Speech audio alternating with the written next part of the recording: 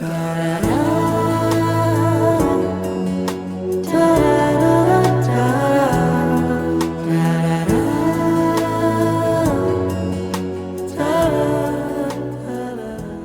ိန်တွေဘလောက်ပဲကုံဆုံးသွားပါစေမင်းနဲ့ပတ်သက်တဲ့မတ်တရားတွေကတော့ငါစိတ်ထဲမှာခုနကတည်းကဖြစ်ပျက်ခဲ့သလိုလက်ဆက်နေတော့မယ်တခါတလေလောကကြီးကအရန်ချင်းမြောင်းတယ်လို့ပြောကြပေမဲ့ငါတို့ပြန်ဆုံဖို့ကြမှာဘာလို့ဒီလောက်ခက်ခဲနေရတာလဲ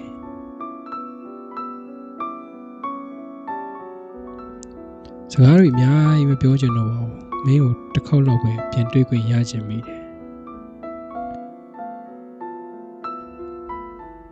ငါတို့တူတူရှိခဲ့တဲ့နေရာလေးတွေကိုပြန်ရောက်တိုင်းမင်းရဲ့ရေတံတွေကိုကြားနေရတယ်လို့ပဲဘူးမှမရှိတဲ့အချိန်တွေမှာမင်းကိုတတိယယုံနဲ့တင်ငါကဘာက၆ကတ်သွားတတ်တယ်